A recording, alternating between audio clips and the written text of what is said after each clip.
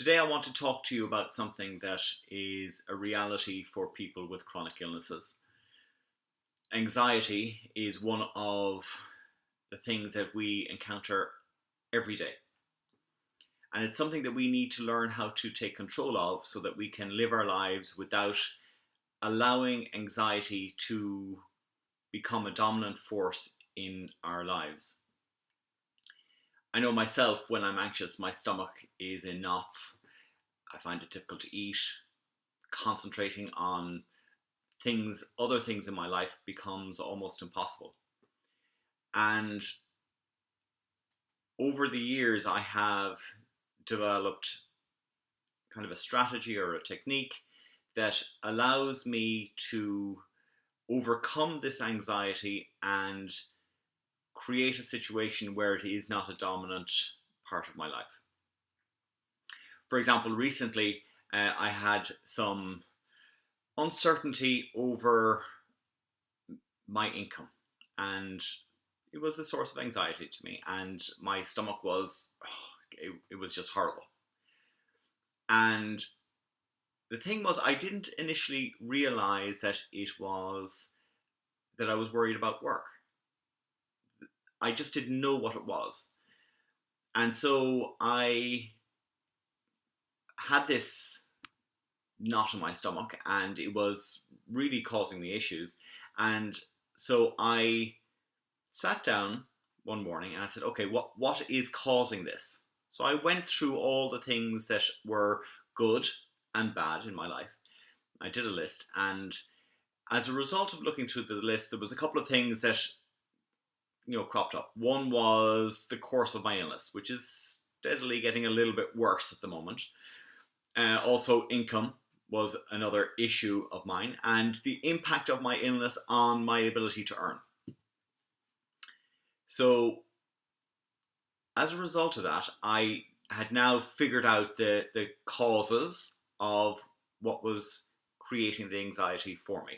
One of the things that I knew I couldn't control, well, at least not directly, was the course of my illness, how it was going to progress. But I do have some control over my income. And as a result of that, I decided to be proactive and start doing something to maybe make sure that my income was a little bit more secure, as far as I could do that. So what you can see by this is that I created two boxes. One was the box for my illness and another was the box for my income. So I know I had two separate things and they were split up, they were not as big. And I think this is one of the things that people who are involved with business have experience of all the time, is that they tend to, if there's a big problem that they have in their business, they tend to break it down. They break it down into smaller pieces and smaller and smaller and smaller pieces until you get to a bit that say, oh, I can deal with that. I can fix that problem. And that's what I did. I broke it down into smaller and smaller problems, or smaller increments, and I started to tackle each one of those increments. Now, because I had done this, now suddenly I felt I had control. I now had some way of dealing with the issues that I have, and the anxiety disappeared. It was gone. The bits that I couldn't control, which are maybe the progression of my illness or the fact that I have an illness, right? I put that into a separate box and said, this is what I can't do anything about. I have no control over it.